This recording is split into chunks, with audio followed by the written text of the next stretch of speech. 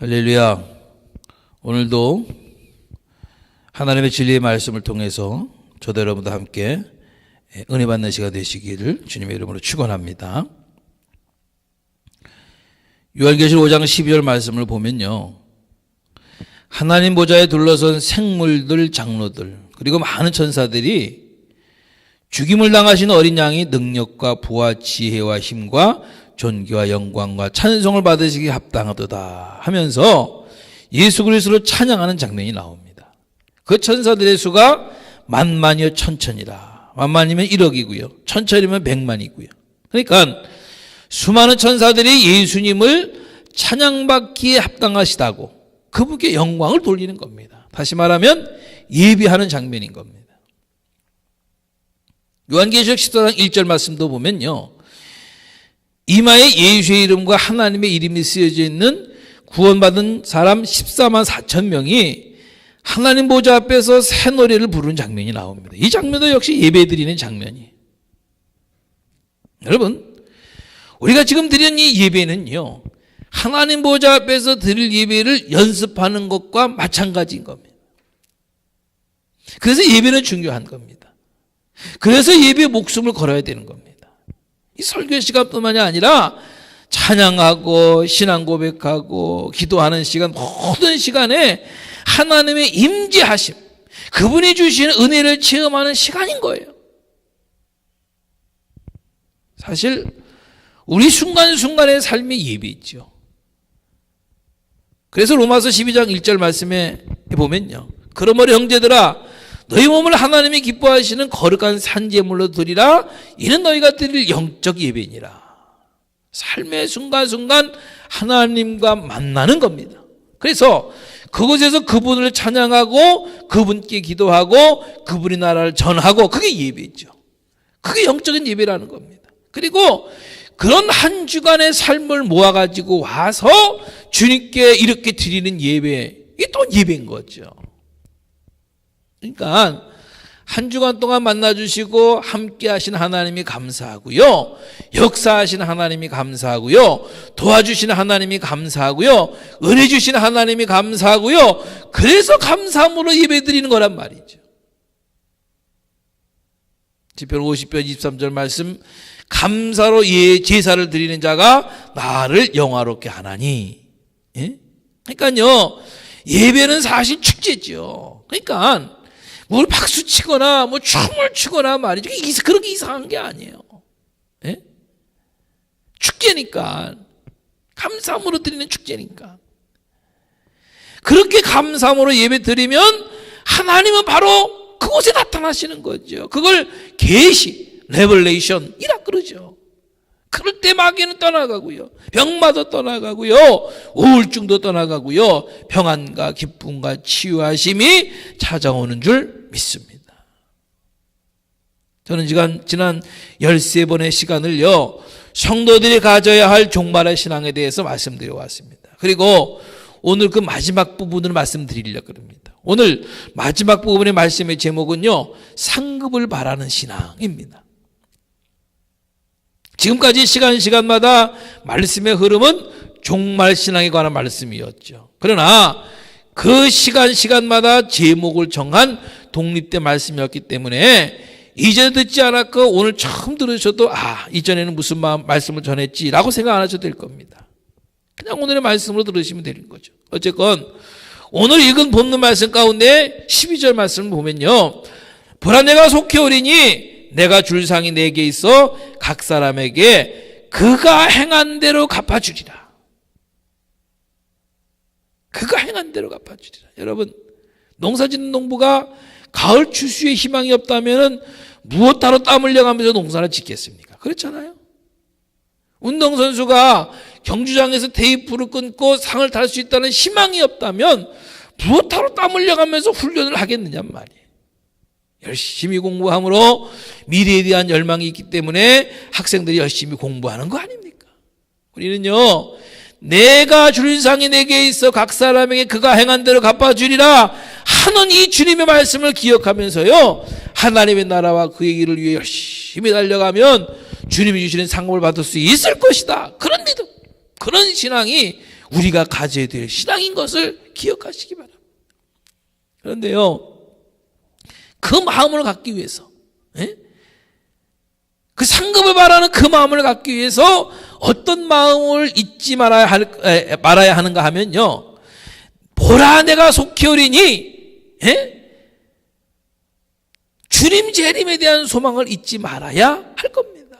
그것은 자동차가 굴려가려면 가스가 있어야 되는 것처럼 우리가 세상에 점령당하지 않고 세속에 물들지 않고요, 마귀의 유혹에 넘어가지 않고요, 정말 상급을 얻기까지 열심히 달려갈 수 있는 것은 바로 무엇 때문이냐 하면은 주님 재림에 대한 소망이, 바로 그 소망이 가스 에너지가 되어서 달려갈 수 있도록 하는 거란 말이죠.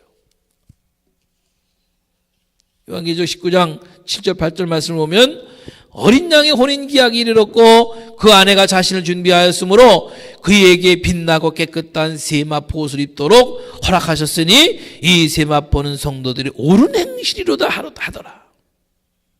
주님께서 우리에게 세마포 옷을 입혀주셨는데 그 세마포를 더럽히지 않아야 신부로서 신랑이신 주님을 맞이할 수 있는 거거든요. 그리고 우리에게 입혀진 그 세마포 옷을 더럽히지 않기 위해서는 세심한 주의가 필요하죠. 그런데 사실 어떻게 처음 입었을 때처럼 조금 더 더럽히지 않고 깨끗한 상태를 계속 유지합니까? 쉽지 않은 일일 겁니다. 어떻게 우리가 말씀대로만 100% 살 수 있겠어요? 솔직히 죄와 짝하여 살 때도 있고요, 세상의 마음을 빼앗길 때도 있고요, 우리의 행함이 하나님 앞에서 책망받을 일이 있을 수 있단 말이에요. 그러나 요한계시록 7장 14절 말씀에 어린 양의 피에 그 옷을 씻어 희게 하였느니라. 오늘 본문 14절에서도 자기 두루마기를 빠는 자들은 복이 있으니 더럽히지 않기 위해서 힘써야 되고요, 혹 더럽혀지면 예수의 피로 씻으면 된다는 말씀인 겁니다. 아멘. 여러분 어떤 죄 했던 것도 예수님의 십자가의 보혈로 씻으시기 바랍니다. 날마다 여러분들의 죄를 주님께 나와 고백하고요, 주님의 보혈로 씻어 거룩한 성도의 모습으로 살아갈 수 있기를 원합니다. 정말 신부로 신랑이신 주님을 만날 때까지 말이죠. 여러분, 결혼식장에 더럽혀진 그 웨딩드레스를 입은 신부가 있던가요? 그렇지 않죠. 다 깨끗한 웨딩드레스를 입잖아요. 그런데 혹 그렇지 못하는 이유는 뭐냐? 더럽혀지면 주님의 보혈로 씻으면 다시 깨끗해질 텐데 그렇게 하지 못하는 이유가 뭐냔 말이에요. 그것은 아마 영적으로 깊이 잠에 빠져서일 겁니다. 영적으로 깊이 잠이 빠져 있어서 그래. 잠에 빠져 있어서. 여러분, 깨어야 할 줄로 믿습니다. 근신하여 깨어 있어야 되는 겁니다. 오래전 사도들과 제자들이 외쳤던 주님이 이 땅에 다시 오실 것이라는 그 재림 소망의 메시지를 회복하는 것 또한 너무 중요한 거예요. 그래서 거기에 초점을 맞추고 우리의 삶을 거룩되게 하고 근신되게 해서 마지막 때에 여기 계신 모든 분들 가운데 한 번도 빠짐없이 신랑이신 주님을 맞이할 수 있기를 축원합니다. 2000년 전 사도 바울이나 사도 베드로, 사도 요한은 어떤 제자들보다도 주님을 사랑하고 따랐던 제자들이었죠. 그리고 주님도 어떤 제자들보다도 사랑했던 제자들이었고요. 그들은요, 결단코 세상에 지지 않았고요, 결단코 지치지도 않았어요. 그 이유는 뭐냐? 그건 하늘나라에 대한 소망 때문이었던 겁니다. 아멘. 하늘나라에 대한 소망 때문에 결단코 세상에 지치지도 않았어요. 여러분, 우리가 아는 대로요, 사도 바울은 얼마나 위대한 하나님의 사람입니까? 성경 66권 중에서 13권을 써서 남겼을 정도로 하나님의 위대한 사람 아닙니까? 그래서 지금도 우리는 그 하나님의 글을 통해서 말씀하신 그 말씀도 읽고 배우고 믿고 있잖아요.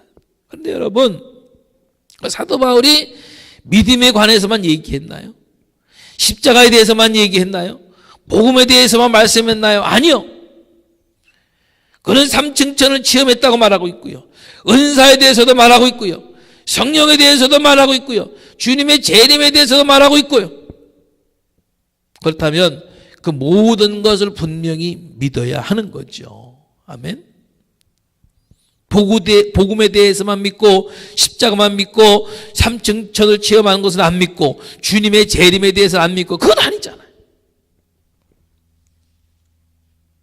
어떤 성도들은요, 성경 말씀 가운데서 자기에게 필요한 말씀만을 받아들이는 분들이 있죠. 예를 들어서 이겁니다. 여러분, 하나님께서는 여러분들이 들어와도 복을 받고 나가도 복을 받기를 원하십니다. 하나님은 여러분들의 길을 평탄케 하실 것이고 형통하게 하실 겁니다. 여호와께서 여기까지 우리를 도우셨고요, 우리가 사망의 음침한 골짜기로 다닐지라도 주님께서 함께 하십니다. 그분이 우리를 눈동자가 지켜주실 겁니다. 우리를 주에서 구원해 주셨고요, 우리 기도에 응답해 주실 것이고요, 시험이 있다 해도 승리하게 하실 것입니다. 주님을 믿음으로 우리는 죽음을 보지 않고 영원한 생명을 얻게 될 것입니다. 하나님 나라가 우리의 것입니다. 그러면 아멘 그러죠. 여러분도 아멘이시죠?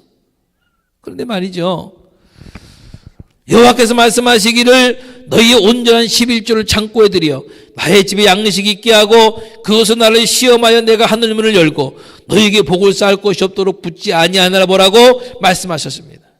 주님 말씀하시길 땅 끝까지 이르내 증인이 되리라 하셨고요, 깨어있는 신하에 기도하라 하셨고요, 내가 죽도록 충성하라 그리하면 내가 생명의 멸관을 주시겠다고 말씀하셨습니다.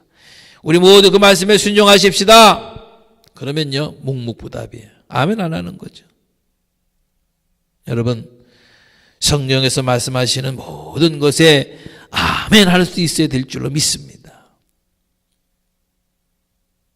우리는요, 위대한 사도와 제자들의 메시지에 귀를 기울여야 될 겁니다. 특히 하나님이 그들을 통해서 말씀하시는 마지막 메시지는 주님의 재림인 겁니다. 그리고 이루어질 하나님의 나라입니다. 하나님의 나라. 2000년 전부터 지금까지 내려오는 그 재림의 메시지야 종말을 사랑하는 성도들의 메시지에 귀를 기울여야 될 겁니다. 왜 그러냐?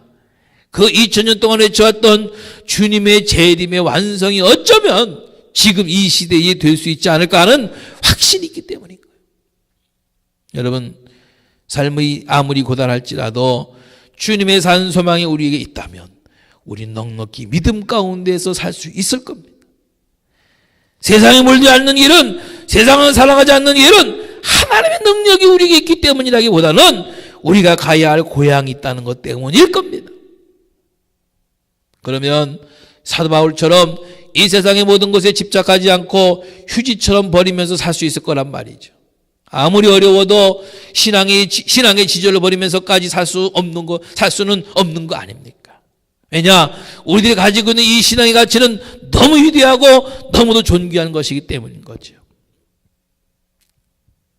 고린도후서 5장 1절 10절 사이의 말씀을 쭉 보면요, 1절로 3절까지는 어떤 말씀이 있느냐면은 영원한 집 다가올 처소를 탄식하며 사모한다는 말씀이 있고요, 4절 5절 말씀에는 성령을 받은 사람은 탄식한다는 겁니다. 하나님 나라를 바라보는 불붙는 마음이 생기고 이 세상에 대해서는 탄식할 줄 안다는 거죠. 또 6절로 10절 말씀 사이에는 우리가 이 땅에서 무엇을 하든지 주님을 기쁘시게 하는 자가 되기를 힘쓰기만 하면 그리스도 앞에 서는 날 선악간의 몸으로 행한 것을 따라 상급을 받게 된다는 말씀들이 고린도후서 5장 1절로 10절까지 말씀에 쭉 들어있어요. 여러분, 봉사할 때에도 입으로가 아니고 몸으로 한 것, 물질을 들이고 시간을 들인 것, 다시 말하면 하나님께 헌금하고 다른 사람보다 일찍 교회에 나와서 청소하고 점심을 대접하기도 하고 기도에 참석해서 교회를 위해서, 나라 민족을 위해서 어려운 일을 당한 성도와 성도들의 가정을 기억하면서 중보기도하는 이 모든 것을 하나님은 다 계산하실 것이란 말이에요. 그리고 주님은 거기에 합당한 상을 내리신다고 말씀하십니다. 사실 우리가 주님을 위해서 하는 이 모든 봉사는 주님이 아시기만 하면 되는 거죠. 그러면 그날이 올 때 잘했다 칭찬할 상급이 있지 않겠어요? 농부가 열심히 농사를 지어서 아름다운 결실을 얻는 것처럼, 운동선수가 땀 흘려 훈련해서 승리의 멸관을 얻는 것처럼, 열심히 공부한 학생이 성공의 인생을 얻는 것처럼 우리도 그렇게 상급을 바라는 신앙을 가져야 될 줄로 분명히 믿습니다.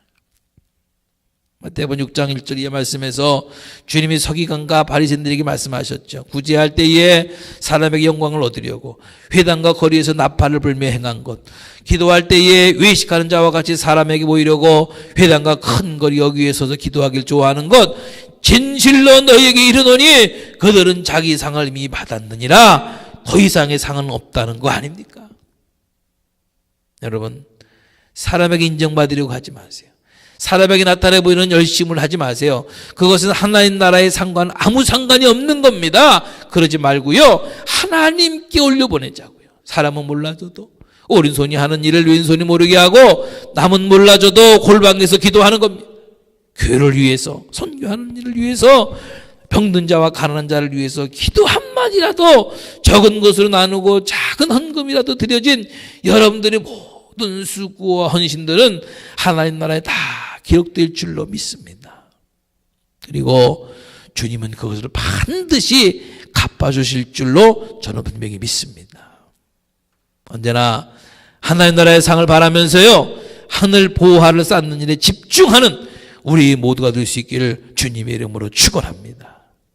저는요, 오늘 이 14번째 드리는 말씀으로 종말의 때에 성도들이 가질 신앙에 관한 말씀을 마치면서 요한계시록 22장 20절 말씀을 읽는 것으로 마치려고 합니다. 이것들을 증거하신 이가 가라사대 내가 진실로 속히 오리라 하시거늘 아멘. 주 예수여 오시옵소서. 아멘.